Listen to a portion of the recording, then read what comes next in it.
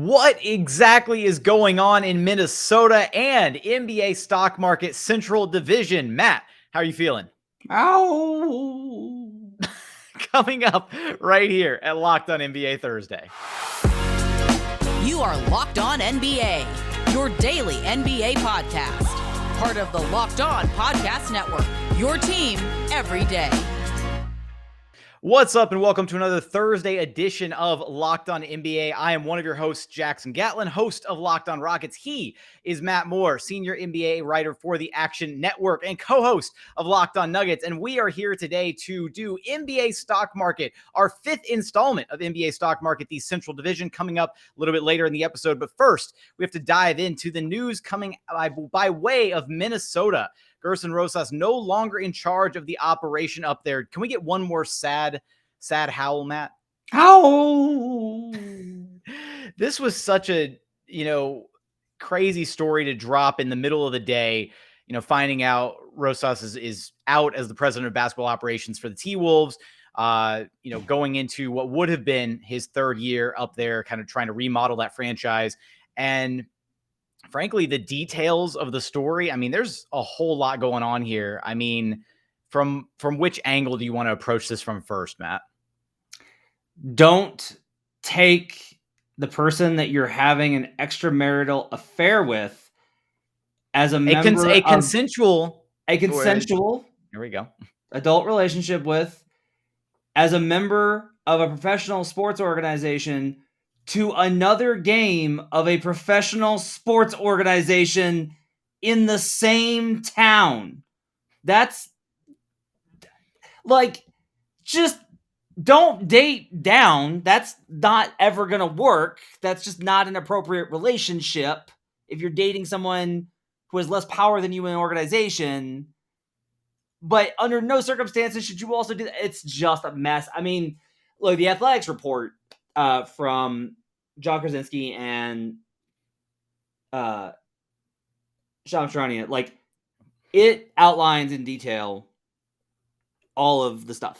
A lot. It's a big report. I was like halfway through reading it, and I was like glancing. I'm like, I still have another half of to go on this article. There's so much in there. I'll tell you, when you have that kind of detail this early, it means that people were very willing to tell you exactly what the problems were with Rosas. And now, and based on a lot of the reporting, it sounds like there was some, disgruntled, employees, some, there was smoke coming out of Minnesota already leading up to this. And so the Athletic had already kind of started doing their due diligence, their digging, reaching out to employees within the organization. And like you said, they were very willing to divulge exactly what the type of atmosphere was, what the culture was there.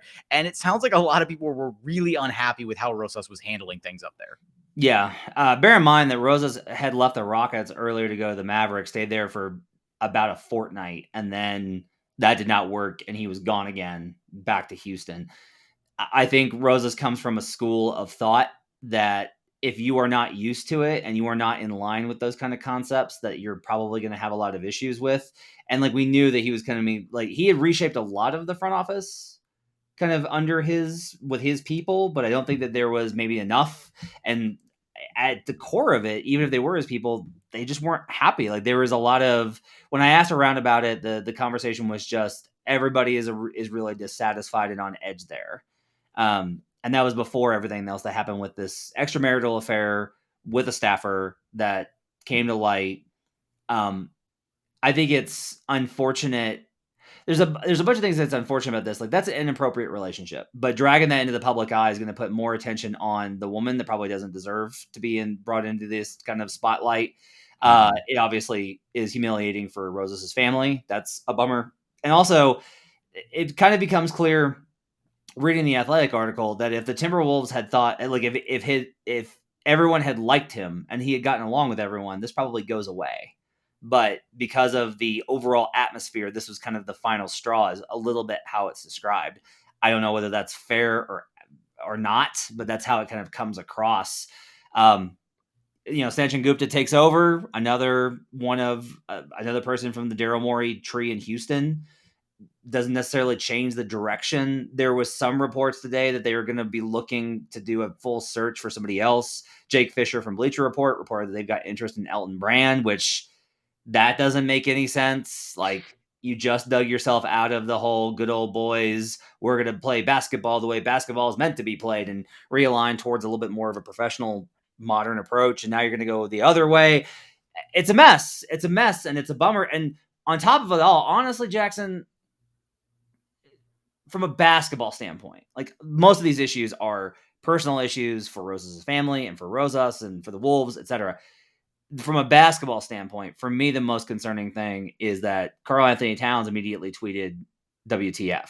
Like, him, which not, he wasn't included in the process, right? He likely, had his, his Woj and Shams notifications on, and he's, sifting through Twitter, playing video games, minding his own business, doing whatever he's doing. And he's getting notifications, finding out that the president of basketball operations is fired. And he's like probably reading through this story instead of finding out from the organization itself, which is just, that's not how you handle your franchise guy. Like, it's just not. Yeah. I mean, it's just like that. That's what I think is kind of surprising is, and if anything, I think the bigger problem is just, this is another setback. Maybe Gupta can just like pick up and go. There was stuff in there about how Gupta had looked for another job, that he had been approached by the Rockets to go back there with a pay increase, but it wasn't necessarily a promotion, and Rosas blocked it. And so, like, the reason being because it was too close to the draft, apparently. Yeah. And his defense of that decision was that supposedly that close to the draft, he couldn't let an employee with such, critical information of the, goings on of the T-Wolves organization go to a competitor, and, even in the Western Conference, but then tried to kind of backpedal from that and say later on that, immediately after the draft process had concluded and the offseason plans had taken place, he then granted Gupta the, opportunity to go interview and, pursue opportunities with other teams. But by then the Rockets position, had been, I don't know if the offer had been formally rescinded or not, but, we can assume it was probably no longer on the table at that point. So now, I mean, you hope that maybe they're keeping, Gupta is very much behind, Chris Finch, who I think is going to be an excellent NBA coach. I liked his approach at the end of last season. I was ready to be pretty high on the Wolves. I was buying Wolves stock when we did our draft, our stock report on them. This seems like another unstable moment in what's been such an unstable franchise.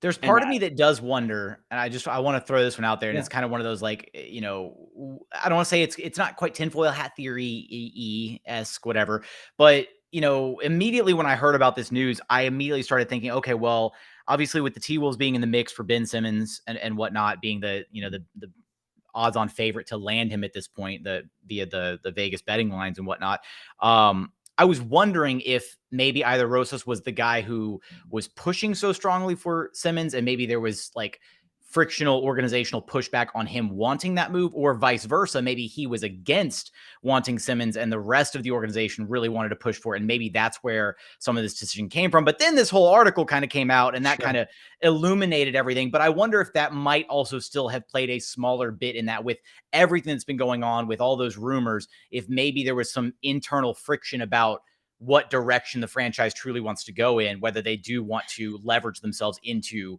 Ben Simmons possibly. I don't think so. What this sounds like to me, because here's the deal. It was reported that Rosas was at meetings this morning. Ramona Shelburne reported he was doing basketball meetings this morning. Yeah. And Towns didn't know that it was happening. The fact that there was talk of dissension doesn't mean that there was actually a talk that he was going to be replaced / removed. If this was a basketball related decision, there would have been a lot more smoke rather than how it came out, which was sudden and abrupt, and ownership came down to deliver that news. Glenn Taylor himself, still the owner for a while longer before A-Rod takes over. From that perspective, I think the big key, if you told me that an owner came into the office, met directly, they released a statement which did not thank that person for their contributions, and that person was fired very abruptly and suddenly, that caught everyone, including the franchise star, off guard, my immediate reaction is the organization is moving to protect itself from legal liability.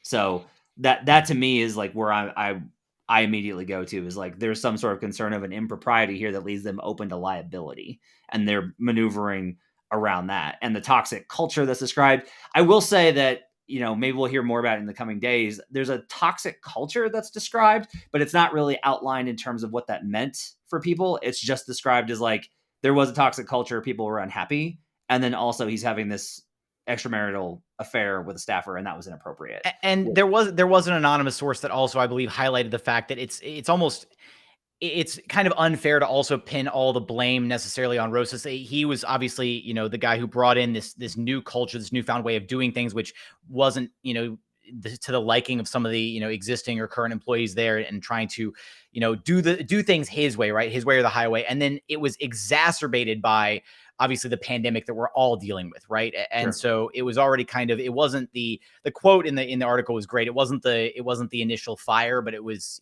the fuel to the flame or something to that effect. And I thought that was an important element to highlight, because maybe, again, if one of these variables is just removed, right? You remove one thing, and then maybe it's okay. Like, you remove the impropriety, and then maybe you're just like, okay, yeah, they'll sweep it under the rug. I don't know. It's a very jarring situation, especially for an organization to have to go through the majority of their offseason under the stewardship of a gentleman like this, and then to have to can him right before the NBA season starts. That's a little rough for the T-Wolves too. Like you said, another setback for the T-Wolves organization, unfortunately. Before we go break, I have a question for you. Ooh, okay. What you got? Andrew Wiggins, via the San Francisco Chronicle, is still refusing to get the vaccine. There's obviously a mandate in the Bay Area for people in those arenas to be vaccinated, which means he would not be able to play in the home games. They brought in a doctor that said was reportedly understanding of vaccine hesitancy, and described what that doctor had seen from dying patients, etc. And Wiggins was, quote, unmoved. I think we're seeing out something similar play out in Brooklyn, given the comments of Sean Marks the other day. I'm beginning to wonder if this story is something that we've been like, this could get a little weird. And now I'm wondering, as we approach days until the official start of training camp, most teams have already begun open runs. If this isn't going to wind up being a bigger story with impacts to actual rotation players, like key members and stars on certain teams, because of increasing mandates for the vaccine. What was your question in there, though? You didn't quite tee me up with an actual question. I think I agree with you, and I think that we just, on our my question is, what do you think? Do you think is this bad? That's okay. That's I'll give you that. Is Andrew Wiggins not getting vaccinated bad? Jackson, your thoughts? Yes, it's a terrible, it's terrible. It's a bad look for the league. It's not great overall. I think that ultimately, we discussed this ad nauseum last week. The fact that there are players, unfortunately, that are, not following what the science says, and, not caring for their fellow man about the vaccine. And I know I'm going to, upset some people by saying this, but frankly, with where we're at right now, with the hundreds of thousands of people that have died from this, just get the vaccine and go on with it. And if it's mandated by the league, if that's what they want to do, or I apologize, if it's not mandated by the league, but if it's mandated by the state that you're playing in, and you're going to have to get the vaccine, then yeah, he's going to have to sit out games. And I feel like there's going to get to a point where the league might have to step in and do something, if it's going to be some weird roster situation where he's not playing home games, but he is playing road games. Are the Warriors going to be okay with that? I think it's going to brew to a point where the league is going to have to step in and, either issue a mandate saying that all the players do have to be vaccinated, or something else that says you can't sit out half the game. I don't know. It's going to be very strange, and the league's going to have to address it in some capacity, I think, is what's going to happen. We're like 4 days from the start of training camp and 28 days from the start of the season, and things are already this messy. Just messy drama always in the NBA, Jackson. Always. It's the greatest reality TV show in existence. I will stand by that notion till the end of time, till the end of my days. But with that, we are going to dive into next our NBA stock market analysis of the Central Division. And we're going to get there after a quick message from our friends over at DirecTV, because look, does this sound familiar at all, right? I'm sure you've heard this before, but you've got one device that lets you catch the game. You've got another that's letting you stream your favorite shows, smart TV, little, Roku box or something. You got sports highlights on your phone, and you've got your neighbor's best friends and logins for all the other good stuff, right? Let me tell you about a simple way to get all the entertainment that you love without the hassle, a great way to finally get your TV together. It's called DirecTV Stream, and it brings your live TV and on-demand favorites together like never before, so you can watch your favorite sports, movies, and shows all in one place. That means no more juggling remotes, no more need to buy another device ever again, and the best part, there's no annual contract. So get rid of the clutter and the confusion and get your TV together with DirecTV Stream. You can learn more at directtv.com. That's directtv.com. Compatible device required. Content varies by package. We're also brought to you today by Sleeper. In 2018, the fantasy sports experts at Sleeper realized that fantasy basketball was broken. Games were being won and lost based on whose players had more scheduled games that week. It made no sense and required very little strategy. So in 2020, Sleeper released a brand new way of playing fantasy basketball. It's called Game Pick, and it's only available on Sleeper. In Game Pick, owners pick a single game per week for each starter to count towards their team's total score, ensuring an even number of games played between opponents. The days of losing because your opponent's players simply had more scheduled games to play in that week are over. The days of mindless daily busy work are over. The days of giving up halfway through the season because of that busy work, also over. In Game Picks, you pick one game per week for each player based on the matchups, home versus away, the defensive ranking, all the stuff that makes fantasy basketball fun. All that adds up to a more strategy and less busy work. Whether you prefer redraft, keeper, or dynasty, Game Picks has you covered. Sleeper, crack the fantasy basketball code. If you play fantasy basketball, if you prefer building out a weekly strategy versus daily busy work, you're going to love Game Picks. Download the Sleeper app and start a league with your friends today. You won't be disappointed. We'll be right back on Locked On NBA.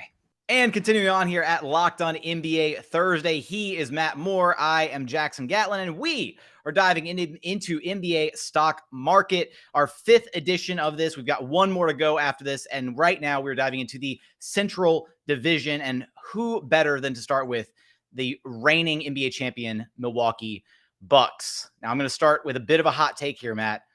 I'm torn between selling and holding the Bucks. I haven't been able to talk myself into buying Bucks right now. And that's just, I'm going to tee up the conversation there, and I'll let you, share your initial thoughts. And obviously we're going to break it all down and figure out why we feel our respective ways. Well, I'm actually really interested in your thoughts. So if you're going to sell them outright, what is the thought process for selling them? We do this versus expectation. So the expectation is 55 plus wins and a top two team in the Eastern Conference and a title contender. Do you agree that you're selling them based off of those principles?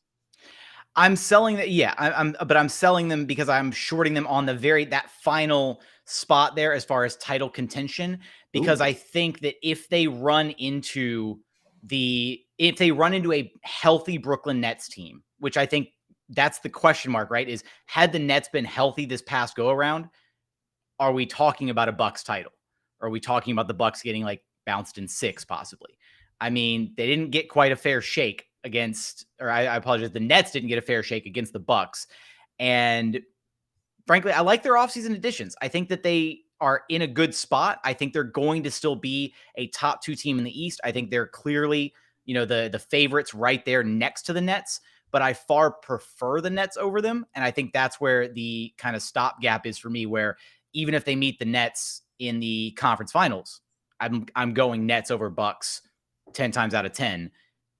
And so that's why I feel like I have to sell them, because as to expectations, I don't think they're getting back to the finals. So I love this question. I love this idea. And because you're representing, I think a lot of people are in your boat. The Nets are favored. They're a heavy favorite in the East. They're a heavy favorite to win the title, etc. Everyone talks about Kevin Durant's foot on the line and all the injuries. And that's absolutely true. I have a stat for you. You ready? Yes. Okay. Overall, in the Nets series versus the Bucks, the Nets had a 107.7 defensive rating overall in that series, which is pretty good. For a team that doesn't really play much defense and doesn't have defensive personnel, 107.7 is pretty good. If I told you that the Nets were on the verge of winning that series with defense, does that sound right to you? It doesn't, and I almost feel like I know where you're going with this, where like, correct me if I'm wrong, are you going the route that says like because they didn't have Kyrie and Harden for parts of the games that they were a better defensive team? No. I'm more trying to say okay. We take that 7-game sample and we want to treat it as definitive. But this is Jeff Goldblum in Jurassic Park. It's chaos theory. If we put Kyrie and Harden in that series, everything is different. We don't know how that plays out. We just don't. But here's what we do know. To start that series, the Nets were consistently playing great defense and holding the Bucks to extremely low offensive performances, oftentimes on just terrible shooting. And their biggest kind of pressure point on Giannis was Blake Griffin. Do you think Blake Griffin can stop Giannis Antetokounmpo, Jackson? Not if his life depended on it. Over the last 4 games of that series, the Bucks had a 112 offensive rating. They still didn't even play that well, and they still had a 112 offensive rating over the final 4 games of that series. Here's like my read on it. The Nets were extremely fortunate not to be down Kyrie and Harden, and were held up essentially, not just by KD's performance, but by their defense getting stops, which we know their defense sucks. So if we know their defense sucks, and that's how they were in that series, then the precept of, well, the Nets would have almost beat them anyway, we can throw that out because we don't expect that to happen again. I especially don't expect that to happen again, given that the Bucks just went, like, they got through. They broke through. They won the title. All that tension and pressure is gone. Now they've got a lot more confidence. They know how to play together. We've seen this from championship teams before. They play better after winning because they figured it out, and they no longer have that tension and doubt. They know they can do this. And so I'm not saying necessarily that they're going to beat the Bucks. I'm not saying they should be favored versus or they're going to beat the Nets, or they should be favored versus the Nets. But I do think that if we really dig into this stuff and we look at how basketball was played, we dig into how that series went, it's not indicative necessarily of what's going to happen in the future. You can't just take that series and go, well, they almost beat him without Kyrie and Harden. So with Kyrie and Harden, that's not how basketball works. Like, it's a whole like trickle down chain. Brown doesn't give them the quality minutes that he did. Maybe Nick Claxton plays less. Like, they get fewer contributions from the guys that play well. And maybe that the offense is just too much, but you have to be willing to say that you have to throw out that series and just be like, the Nets are going to score 120 points per 100. They're going to score like 1.2 points per possession, and nothing can stop them, not even the Bucks defense, and the Bucks can't keep up. That's a fine approach. But if you're going to go that route, I do think you got to acknowledge that their defense is unlikely to repeat what they did in that Bucks series. I think even going that route, like even throwing out the previous series, imagining a healthy Brooklyn Nets team, the supernova that is that team offensively, I think it's a little bit too much for largely anybody to contain, which is why they can't get stopped, Jackson. This team can't get stops. And you also need to factor in I know Drew Holiday is going to play. I know Drew Holiday is going to be there. I know Drew Holiday will probably be vaccinated. I know Drew Holiday is going to be available. I know Drew Holiday is not going to go on a vision quest. Like, I know. Hey! All these little disclaimers that factors into health. All right, those are all health subsection, like no Kyrie-cations, whatever we're gonna call those. Anyways, I will say one of my, when I was originally having this debate with myself, I was also looking at Drew Holiday's numbers from the series, which Drew Holiday struggled in this series, and I did kind of think that even, minus the whole Kyrie Harden situation, had Drew Holiday played a slightly better series, I mean, he averaged 36% from the floor, 26% from 3, only 15 points a game. He really struggled across the 7 games. I really thought that if he had, stepped up, played a little bit more towards his like average level and not struggled, at least with his efficiency as badly as he did in the series. And there were a couple games too, where Chris Middleton had some really rough games. The opening game, if memory serves, was really terribly inefficient game for him. Maybe a few things break a little bit differently and the series doesn't go 7, right? And they manhandle the injury plagued Brooklyn Nets. And we're not even having this debate currently, right? But KD went supernova, their defense stepped up in a big way. And so then now we're having this constant back and forth of, oh, well, if they had one of the other two, if they had both of them, then they would have just waxed the floor with the Bucks. But I think you're right. You're completely right to view it in a completely different light. If we're talking about a healthy Brooklyn Nets team, and to throw out this previous series, because you're right, it wouldn't be the same series. All that still said, if I'm still basing myself on the premise of this Bucks team stacked up in the Eastern Conference against a healthy Nets team, I can't buy them because I don't think they get through the Nets team. That's fine. Which means I don't think fair. I think I'm holding. I'm going to hold. I think if we look at just like how this has gone for the Bucks, like the regular season, they've proven they're going to. My only concern with them, honestly, is the short off season, and Drew and Chris played in the Olympics. That's really my only concern here. Their depth is not as good as it used to be. I don't really think that losing PJ Tucker is a huge deal. I really don't. I think, I think the Grayson Allen addition is actually probably pretty good for them. In general, I think that they're going to be a 55-win team. I think they're going to be right there. I think they're going to look good in the regular season. I think they'll probably be better in the playoffs than they have been. At least I hope so, because it's very stressful when I'm like, they should make more shots, and they just don't. That's very stressful for someone like me that digs as deep as I do into this stuff. I think if we look at kind of like some of these games that they had, like they just simply had so many performances that were absolutely horrific. Like that one terrible game that they had in that series, like they had one of the worst differentials between expected effective field goal percentage and actual in like NBA playoff history going back to like the last 15 years. So it was pretty rough for them. And there's still questions, but I'm going to hold. I think that Giannis was a monster and kept carrying them. And yeah, the Nets had injuries, and the Nets, are still going to be a really great team, and they're the favorites. I think they should be. I think the Bucks are there. And so I'm going to hold on the Bucks. That's kind of where I was at, is I was on the fence between selling and holding. And I think after our thorough discussion, I'm going to stick with holding as well for the Bucks, which brings us, we're going to have 4 other teams to dive into once we get to the other side. But first, a quick message from our friends over at Built Bar, because if you've never had a protein bar that you've actually enjoyed, that you've tasted and you thought, wow, this is actually a delicious protein bar, right? It's not gritty. It's not chalky like other protein bars on the market. They've got so many great flavors to choose from. Mint chocolate brownie, double chocolate. Matt, your favorite, the strawberry. Am I right? Yeah, big fan of strawberry over here.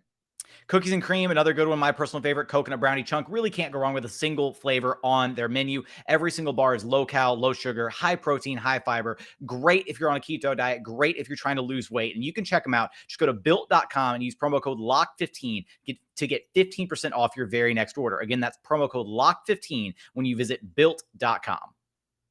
We're also brought to you today by Bet Online, which is back and better than ever as all eyes are on the gridiron. Teams are back to start another football season. As always, Bet Online is your number one spot for all the pro and college football action this season. They've got a new updated site and interface. They've got more odds, more props, more contests. BetOnline.ag continues to be the number one source for everything football. Head to the website or use your mobile device to sign up today and receive your 100% welcome bonus. That's double your initial deposit just for signing up using promo code NFL100. From football, basketball, boxing, right to your favorite Vegas casino games, don't wait to take advantage of all the amazing offers available for the 2021 season. Bet Online, the fastest and easiest way to bet all your favorite sports. Bet Online, your online sportsbook experts. We'll be right back on Locked On NBA. And final segment here at Locked On NBA Thursday as we dive into our remaining 4 teams from the Central Division. And up first, we have the Indiana Pacers, the new Rick Carlisle-led Indiana Pacers. And frankly, this is the team that as soon as I was canvassing this division, Matt, and I was like, okay, who am I buying? Saw the Pacers and was immediately like, yep, buying Pacers immediately. I think you got to. I just think this roster's been good. We've seen this roster be good periodically. They get hurt. They've had bad injury luck the last 2 seasons. They have an all-star in Domantas Sabonis. They've got a defensive player of the year candidate in Miles Turner. They've got a quality point guard in Malcolm Brogdon. The coaching upgrade is significant. I have some concerns. They've got the greatest player of all time in Karis LeVert, as would, sure, NBA Twitter and trade machine experts tell you via the missed out opportunities for the Houston Rockets and the James Harden sweepstakes. I'm just going to throw that one out there. I'm very glad that you're still so bitter about that entire experience. That's great.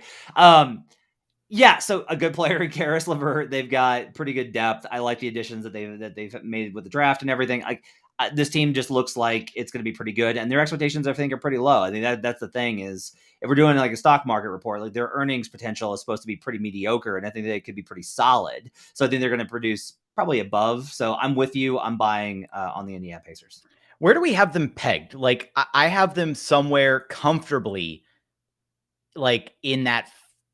I want to say like that 5 to 7 range in the East is kind of what I'm predicting. I think they're going to jump clear out of the play-in, honestly. Right now, I have them.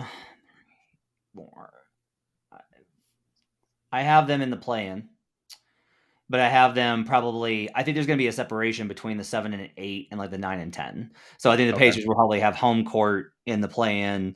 And will be probably like I think they'll wind up with like the 7th. I think that's the top play-in spot. Okay, yeah, the top play-in spot. Okay, so that's kind of the bottom end of where I have them in that 5-7 bracket range. Okay, all right, cool. I like that. Now again, I'm big fan of Rick Carlisle. Obviously, a very excellent coach. He's gonna get the best out of that roster. I think as long as barring health. So and that's the big thing for them. Let's go into our next team, who I love. I love what the Chicago Bulls are trying to put together here. And I feel like they just kind of Frankensteined a team together in like 6 months flat, like with the Vucevic acquisition and then, ahead of the deadline. And then now adding in DeMar DeRozan, Lonzo Ball, Alex Caruso, like this Bulls team, I was on the fence about like selling or holding them because I'm not confident in it because I want to see it play out first is the problem. And I have a lot of reservations about how this team is actually going to do because like I went back and looked at like, okay, what their record was the end of the season after they acquired Vucevic. I think they went like 12-14, but Zach LaVine missed a lot of time during that stretch. When he did come back for a little 5-game stint, they went 4-1, but it was tail end of the season. Teams are resting guys, that kind of thing. But even on the season, the Bulls were like, had a losing record when Zach LaVine played still. So, you're bringing in a proven veteran in DeMar DeRozan who's going to help shore things up the wings. I like what Lonzo Ball brings to the table. He's going to take a lot of the pressure off of Zach LaVine, both, having to create everything offensively as well as not having to check the opposing best guard every single night. Like there's going to be a lot of help for LaVine and Vucevic now. I just don't know if it's enough in the Eastern Conference. I think they'll be a play-in team,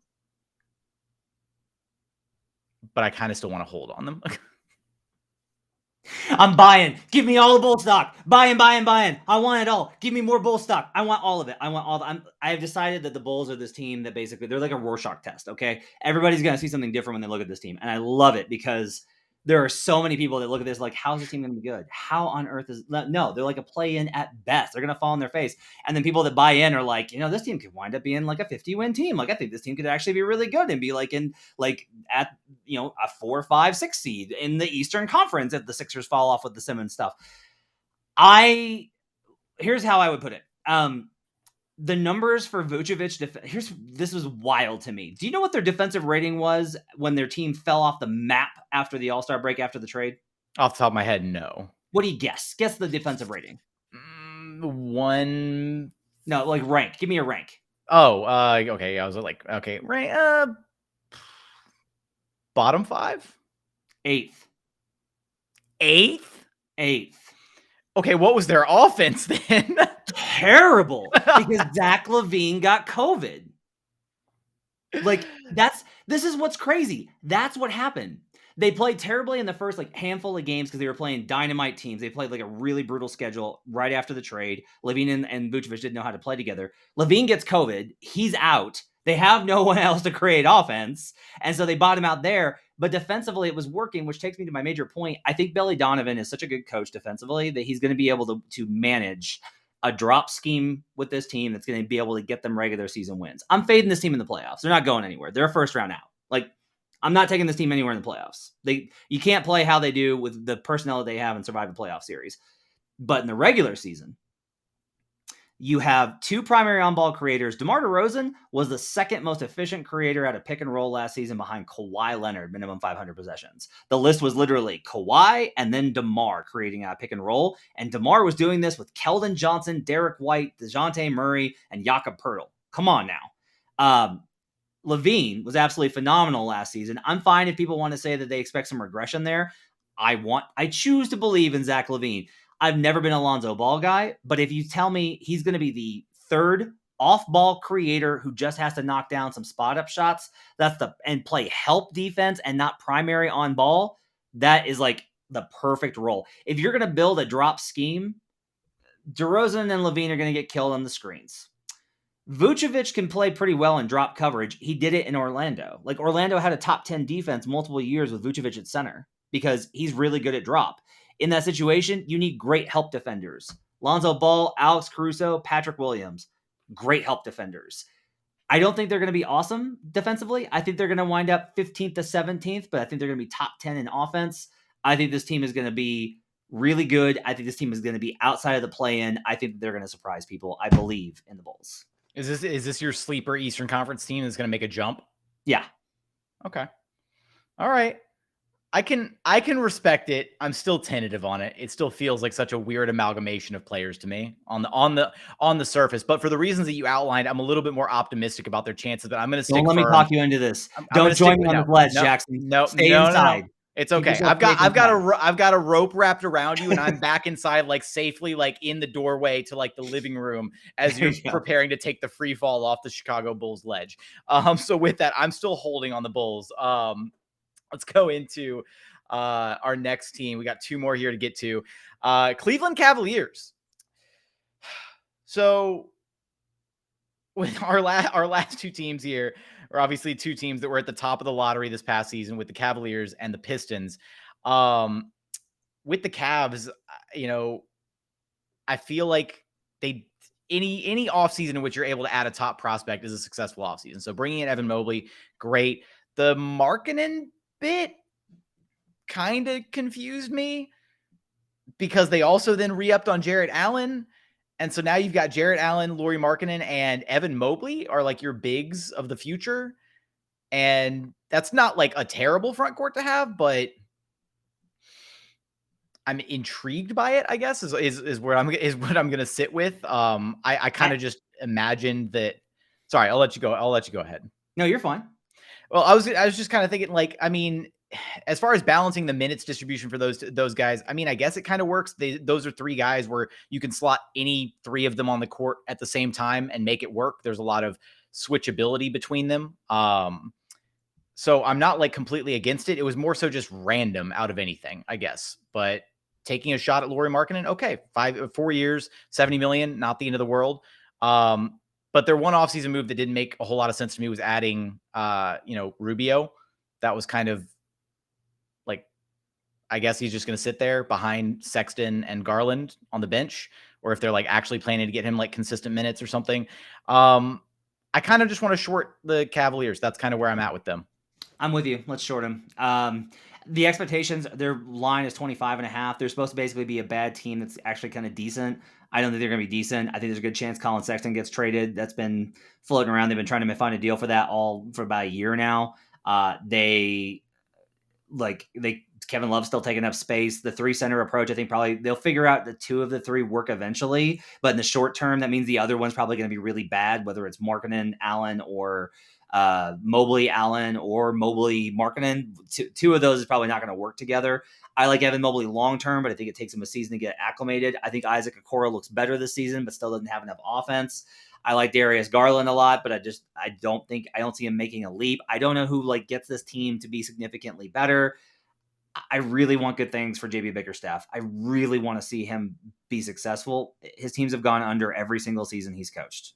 I hate that, but it's true. So I have to short this team. They're the only team in the division I can really look at and say is going to perform worse than expectations. I think their expectations for them being decent are too much. They're going to be another tank team. Unfortunately so for the Cavaliers. But hey, that means hopefully one more year of a top pick, right? That's the silver lining. Last one, your favorite team, Rockets fans' favorite team, the Detroit Pistons. Good stuff here. The beef between Rockets and Pistons fans is going to be something for years to come. But that said, I'm a good sport about it. I'm buying Pistons. I like I like the direction that they're going. I like what Troy Weaver's doing with the organization. I like the additions that he's made. Shout out to Rockets legend Kelly Olynyk, who they brought in this past offseason, who's going to be, a great addition to their front court.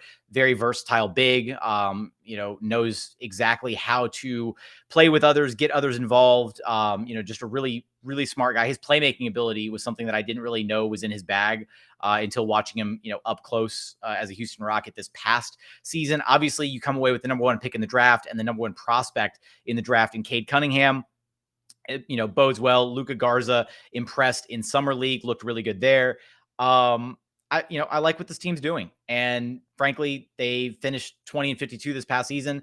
How can you not expect them to improve upon that? Like, they're going to improve upon that. I'm probably expecting them to finish somewhere in the 25-30 win range in the Eastern Conference.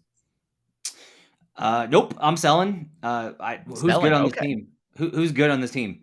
Like Cade Jeremy Cunningham. Grant that put up numbers last year. Cade Cunningham, Jeremy Grant, Killian Hayes, Kelly Olynyk. Is Killian Hayes good? Is Killian Hayes good? I think Killian Hayes. I like Killian Hayes as like a defensive counterpart to Cade. I like that combo, but like that's not going to win games. They're too young. I think you're a little too low on Cade. Okay. I think Cade is going to be a transformational franchise player. I think Cade is a guy that has more, what he brings is impact over production. And at some point, just to get started, you have to have production. They don't have guys that can score. They don't have guys that can defend. They don't have guys that can rebound. They don't have shooters. Like, if Cade, like one of the Cade's best things is he's a wonderful passer. Who's he passing to? Sadiq Bey? Like, Jeremy Grant likes to play on ball, right? Like, that's his whole thing, is he went there being like, I'm going to play on ball and I'm going to prove I'm so much more than this 3D spot up shooter with Denver. And then like he put up a lot of numbers and the team was horrible. They lost Mason Plumlee and that feels like a big loss. That's concerning. I think it does depend on how heliocentric the offense is around Cade Cunningham, right? Like, if there are opportunities for other guys to have their hands on the ball, be it Kelly Olynyk creating for others, be it Jeremy Grant running some of the action at times, then if Cade gets a few opportunities here and there to just be a spot-up shooter, right, to make some shots, I think he's a guy that can make shots. I think they've got enough guys to make enough shots. But I hear what you're saying. Yeah, you need Cade to create the offense for everybody else and be the tip of the spear, and he can't do both. That's what I'm saying is he's going to create a lot of the offense for others, but I think there are enough tools on that roster that can also help create some offense and some easy opportunities for Cade. He's not going to be the one that has to do all of it. Is kind of what I'm getting at. Like, it's not going to be ball in his hands literally every moment of every second he's on the court. But I think that's worse. I think the ball not being in his hands means all of your other opportunities are lower.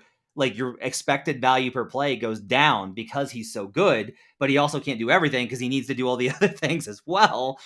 He can't pass to himself is pretty much my problem. If you told me the Pistons had 5 Cade Cunninghams, I'd take the over.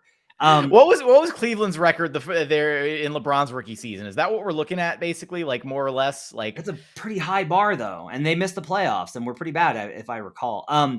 You mentioned Olynyk. I do think that the bench is going to be like, as a guy that does a lot of betting, I'm going to be betting Pistons second quarters because Corey Joseph, Kelly Olynyk are going to tear up teams with dribble handoff stuff. I think their bench unit is going to probably have a better net rating than their starters, just because they're going so young. Young teams don't typically win. Like, if they do, it's because they have guys like Kevin Durant, Russell Westbrook, and James Harden. This team does not have Kevin Durant, Russell Westbrook, and James Harden. So I'm selling on the Pistons. And you know what? That's fair. I'm just like earlier, I'm not going to be able to talk you into buying them. I find it hard pressed to imagine that they're going to be this bad another season in a row with the talent that they added. Like, even for the reasons that you outlined, I think they can easily pick up another 5 or so wins. And I still like the direction that the franchise, or that the moves that they've made, which is why I'm buying them. So if Bey makes a jump, if Hayes makes a jump, because like I liked Hayes a lot coming out as a prospect, and he was hurt a lot of last year. If Grant is willing to take kind of a step back, like, this is one of my big questions is just, what does Grant sign this big deal? Where does Grant fit in? Yeah, that's a really weird situation to me. They're like this young team, and then there's Jeremy Grant. just doing stuff. Just hi. What's up? Hi. So look, Isaiah Stewart looks like there's a lot of promising figures for him. Like there's a lot of guys that if they make a leap, I'm wrong. I just at this point I have to be. I'm going to approach it with you're going to have to show me before I buy in. All right, that's fair. And that wraps up our NBA stock market central division. Any parting thoughts on this one, Matt? Sorry this took so long. But, we had a lot of stuff we had to get to today. We had a lot of stuff we had to get to today. You had I liked your takes the other day. I like that we disagreed on so many, and this is gonna be fun to go back in a couple months and look at and be like, Matt, what were you thinking? Why did you take the Bulls? Why did you buy the Bulls? What were you thinking? I'm excited for that look back here in a few months. I know. I'm excited to be dead wrong on all my takes. I've said it before. I'll say it again. My favorite meal is crow. I love being wrong. That's a great catchphrase, Jackson. All right. With that, we always appreciate you tuning in, watching the show. If you haven't done so, please subscribe to the Locked On NBA YouTube channel. If you haven't done that yet, we would sincerely appreciate it. Also, wherever you listen to your podcast, be it Apple, Spotify, Google, the brand new Odyssey app, free and available. This podcast, Locked On NBA, free and available on any platform you can imagine. Check out Matt's work for the Action Network, as well as Locked On Nuggets, wherever you listen to your podcast. You can check out my work over at Locked On Rockets if you so care to see what's going on with Jalen Green and all things Clutch City. But for today's episode, thank you for watching. Thank you for listening. And we look forward to having you back right here at Locked On NBA Thursday. Oh. You are Locked On NBA, your daily NBA podcast. Part of the Locked On Podcast Network, your team every day.